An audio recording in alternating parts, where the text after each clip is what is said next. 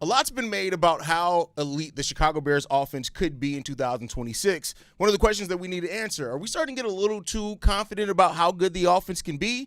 And on the flip side of that, are we a little too down on the defense considering all the injuries and things that it had last year? On today's episode, we're going to talk about the flip side of both those conversations. Can the Bears offense actually be a little bit worse than people are expecting? Can the defense actually surprise? We'll talk about all that plus more right after this.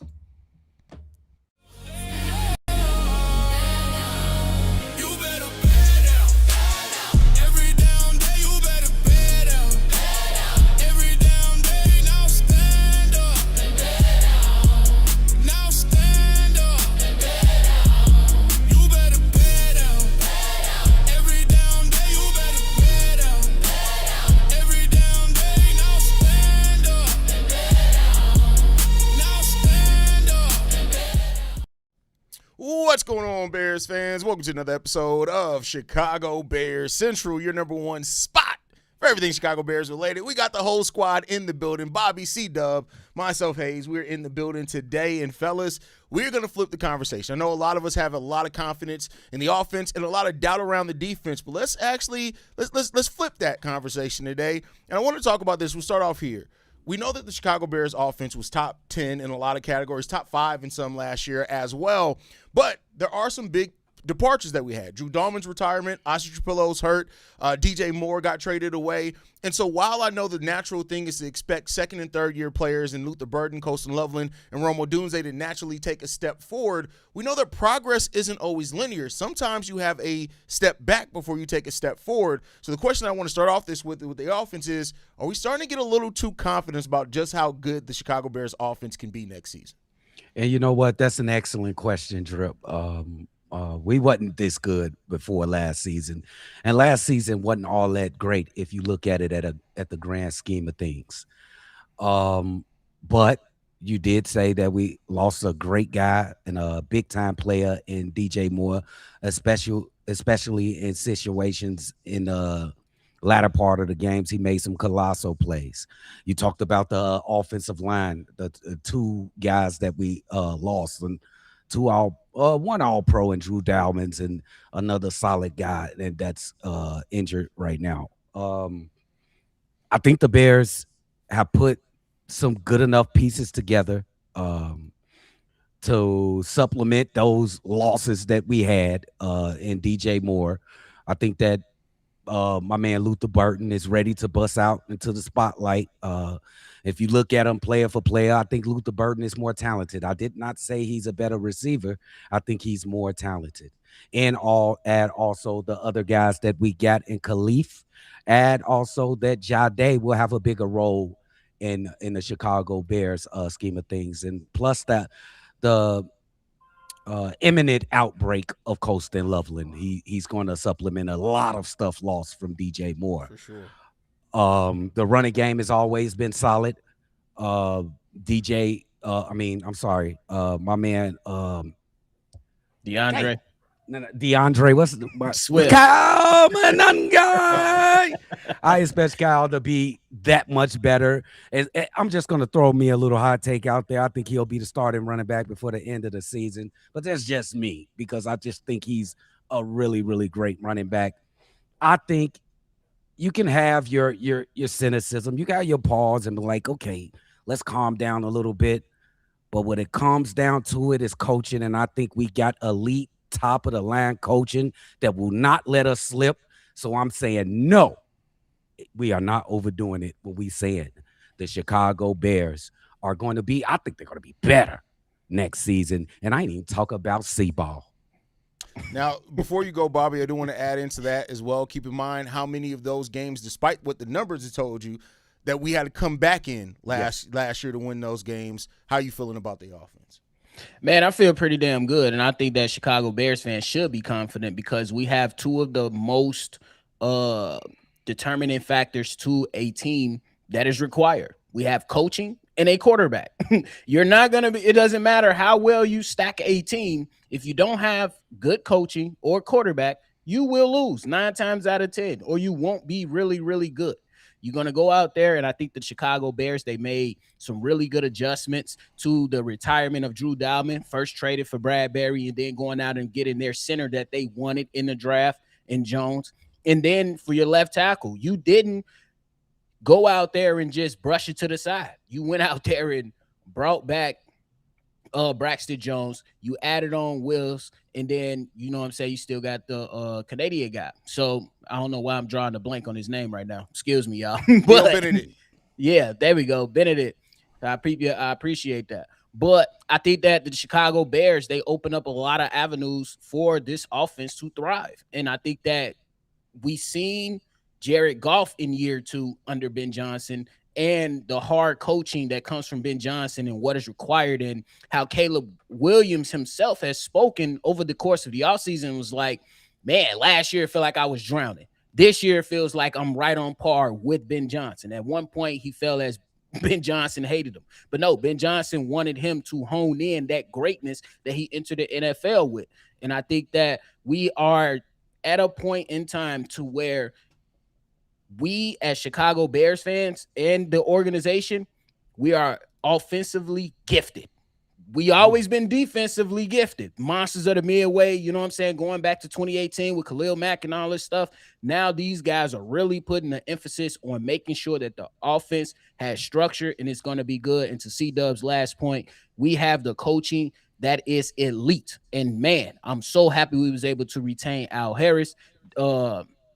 Dennis Allen has talked about getting back to the fundamentals, and Ben Johnson he called his own coaches out. I like that guy. So I think we should be confident in what we have on offense. Yeah, the offense has, and I talk about this almost every day on the daily over the last week. The thing with the Bears offense is that they can throw so many different, they're ready for any look a defense can throw at them. That's period. They're ready for anything. You talk about the receiving room, the tight end room, like the 12-man personnel, the 13-man personnel.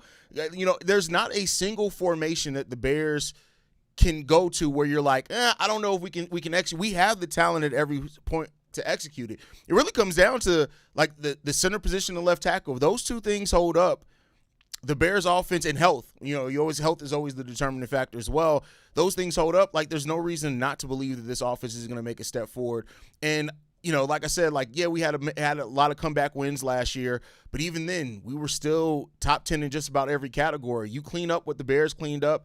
We talked about the command that Caleb Williams is coming into this season with over the offense. And I think overall, like, the Bears offense has a chance to be really damn good next year. And how good, we'll see, right? But I think I would not be surprised if the Bears have a top 2-3 offense next year, to be honest with you. Yeah, I agree. And that's not hyperbole. I could sit back and I could think about this offense and all the pieces that we have, and all I could think about is Frankenstein monster and Ben Johnson just sitting in the laboratory with all type of flask, just cooking up plays. It's just gonna happen, dude. It's gonna happen. I agree, man. I think that the foundation has been set, man. And once you have a set foundation, now you can build off of that. And I know that last year we looked at that running game and how good it was last year. I think it's just going to be just as good, if not better. And I think Caleb Williams, it came a point in time in Patrick Mahomes' career to where he understood, like, bro, I know I'm talented. I know I can go out there and make all the wild plays, but let me get surgical with this bitch. If Caleb gets surgical with it, it's over with for the NFL. That's what I'm saying. If Caleb makes that surgical leap like you're talking about in year 3, it's done. That's it. It's done. Like, I can tell you that right now. It's done. Like, we talk about how many, like, if Caleb Williams and the wide receivers would, because people like to blame just the wide receivers. It wasn't just them. It wasn't just Caleb. It was a mix between drops and missed throws. But if you just clean that part up of the Chicago Bears offense, you're talking about Caleb Williams throwing for almost 4,500 yards just by cleaning that part up. That's it, bro. He's way You just need to understand, bro. You just get surgical with it. You still gonna be able to make the 4 or 5 spectacular plays throughout the game. But if you get surgical with it, like Denzel Washington said, Jake, I'm surgical with this bitch. just get surgical and we gonna be all right. Right. And The Chicago Bears 70%. offense has all the makings of a chick that got ass, titties, and she's pretty in the face and cooks too. That's what the Chicago Bears offense could be, the total package. Like literally, we talk about the total package there. But the defense, right? The defense, a lot, understandably so, has come out under fire a lot. People talking about the pass rush. And I think that there's some conversation to be made here that people have focused so much on the pass rush that we've also forgotten how important the secondary is to Dennis Allen's system. And how all of our we didn't have a single game of our projected starter cornerback lineup out there healthy at all. No point last season. You had Malik Muhammad to that. You had Thieneman. You had Coby Bryant. You got Devin Bush in here for more speed. You brought back Jack Sanborn with health. And also you're looking for approval. Austin Booker missed 7 games last season, then wasn't healthy for another 3 that he did play out the 10 that he played. I'm not saying that the Chicago Bears defense can go from being 25th to top 10, but I do think that people are underrating just how much improvement that this team's going to do by being healthier in the secondary, the additions that we did make, and natural development that you can expect from Austin Booker, Javon Dexter. You know, you got Jordan Vandenberg in there, who I do think as the course of the season goes on, we're going to see much like the offensive players last year. He may not be trusted the first month of the season, but I expect the last month of the season him to be heavy in that rotation. Same question, but flip side. Do we think that the defense is going to be a lot better than people are giving it credit for? I'm going to be a little bit more. That's crazy, Penna. That's crazy. What did he say? You talking about we been a big titty, no ass bitch for too long. Something wrong with this. That's crazy. I'm going to be a bit negative about the defense. Well, somewhat negative about the defense. I feel when you look at the grand scheme of things with the defense last year, we lived off turnovers. We lived off it. That's what made our defense. We were awful on third down. We were awful against the pass. We were awful against the run. We was awful. God awful against the run. Yes, and awful against total yards combined.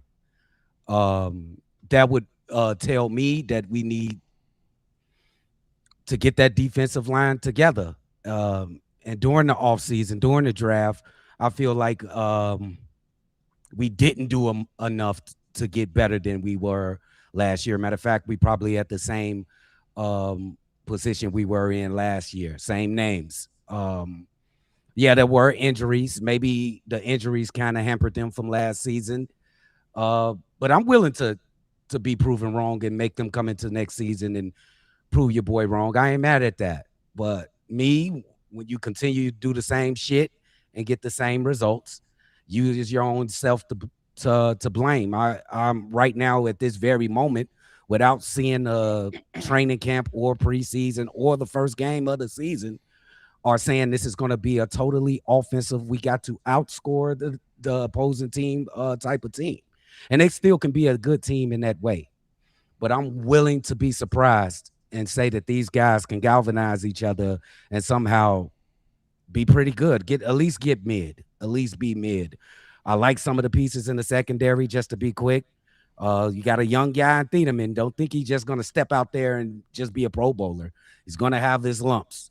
That right cornerback position, is it going to be my guy, Tyreek Stevens, or are you going to bring the rookie up? It's just a lot of questions and a lot of doubts from myself, but I'm sitting back and I'm waiting to see what's going on. I'm waiting to see what happens. Yeah, for the defensive side of the ball, I'm really confident in the defensive backfield. We're bringing Coby Bryant and drafting Dillin Thieneman.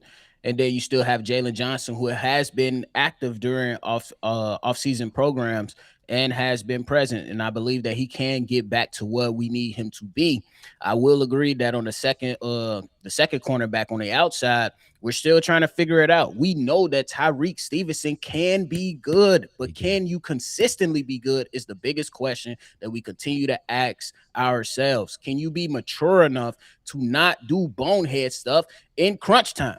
That's one of the biggest things that we have to ask ourselves. But the Chicago Bears, they wanted to get faster. They did that. They signed a lot of guys to bring on to the defensive line outside of the draft. And I think those are going to be something that we have to wait and see. Montez Sweat definitely just cracked the top 100 list. Shout out to him for that. But, hey, we greedy over here, brother. We just got the taste of a playoff win. Now we need more. That is just what it is. You know what I'm saying? So I'm not as I'm gonna be even killed with the defense. So I'm not as confident in the defense as I am on the offensive side. So I'm gonna just wait and see, man. They talking to Ben Johnson called out his staff, bro. Let's get down to the fundamentals. Let's make sure we're good to go. And I'm kind of on C-Dub side with this. We're just waiting to see where it goes. But I will make a prediction. I do not think they will be in the 20s defensively this season. Yeah, I mean, and like I said, it's not about this defense being as elite as we expect the offense to be. I just need C-Dub hit on the head there, middle of the pack. 14 to 16. You live right there in the middle with how good our offense is projected to be. That can get you far, right? So I do think naturally with how creative Dennis Allen likes to get his defensive backs involved in there, lining them up as linebackers, having them pass blitz, all that type of stuff. Like if we have a fully healthy cornerback rotation, you're going to see an uptick in a lot of different areas. I think the secondary has improved hugely. I think like we basically have all the strengths that we had with Kevin Byard and Jaquan Brisker. I don't look at Thieneman and Coby Bryant to have any glaring weaknesses over what our last set of safeties had, and they're stronger in a lot of areas. I think they're going to be able to deal with the quicker wide receivers better. I think your ability to use both of them inside the box, outside the box grows even more, right? So I think Thieneman, like, and to C-Dub's point, he's gonna get picked on early. That happens with every rookie in the defensive backfield. Everybody's going to get picked on at some point, but Thieneman has that type of mentality that take your bruises and lumps early. He's going to be a monster by the end of the season. I agree with that. A lot of questions out there with players we depend on, but seems to not to be around when we really need them, like Kyler Gordon. I think this is an important year for Kyler Gordon. We need to see that Spider-Man this season. Just the don't playmaker. No more backflips. Lead them back. No more backflips. Oh, bro, don't come your ass out that tunnel doing no flip.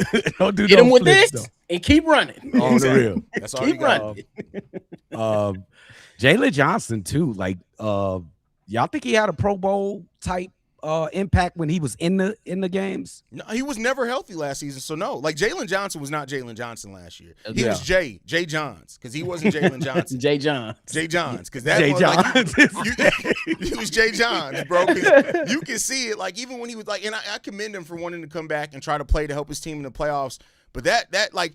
Y'all, like I said, people be trying to judge Jaylon and be like, oh, Jaylon's not that good or whatever. Y'all wouldn't even go to work if y'all had a pulled groin. This man was out there playing with 200-pound men.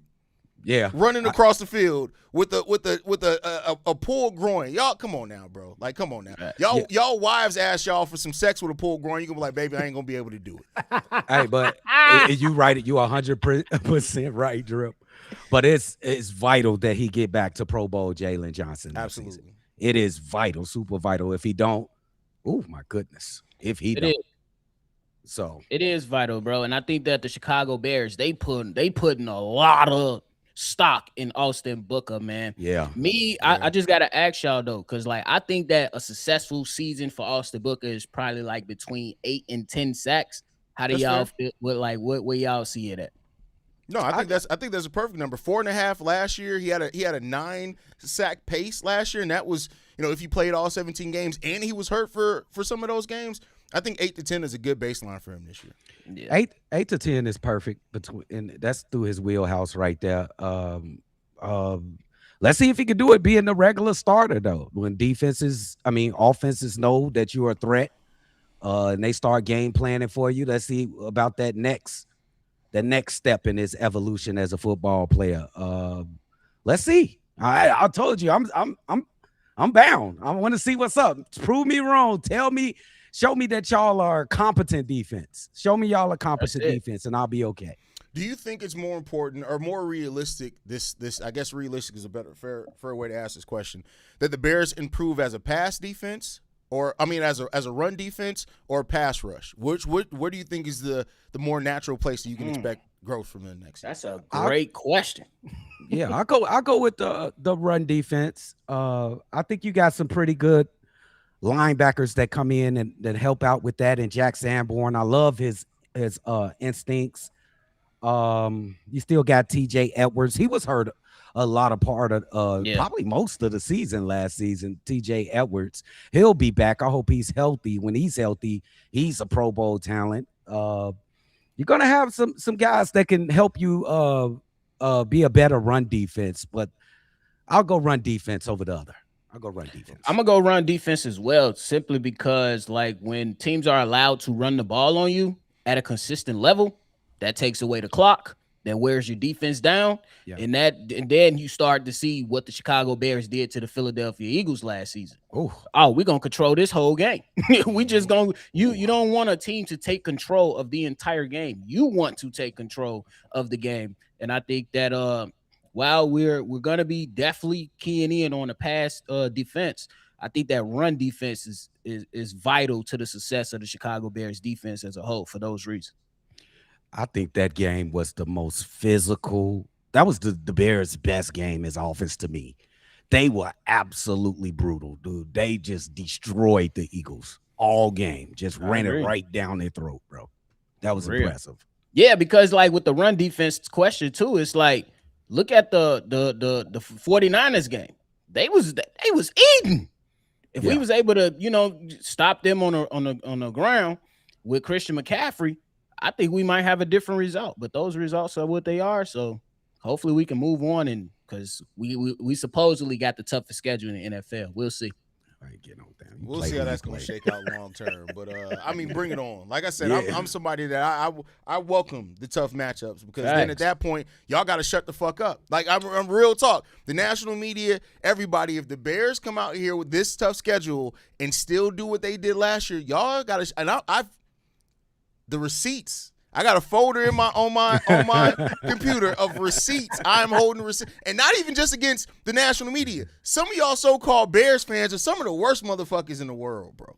I ain't gonna call out no names, but there's some that's bad as hell, bro. And I'm just bro. We gonna see what's gonna happen with that one. I'm glad that we're finally going to season 2 where the Bajan baddies are. I ain't heard nothing from no Bajan baddies all off season. It's about time that y'all shut the fuck up. I love that. But it just seems like everybody now realizes, that we have our quarterback. And it's not about if we have him anymore. It's about now, how does he take his game to the next step? And it seems like everybody's starting to understand that now. So the questions are on, is Caleb this? Is Caleb? No, we know what Caleb Williams is. It's now, how good can Caleb be? And that's a perfect place to be with this conversation. Absolutely. My boy Caleb, C-ball. Now, I just want to say this, man. Fuck 70%. I don't give a shit about 70%.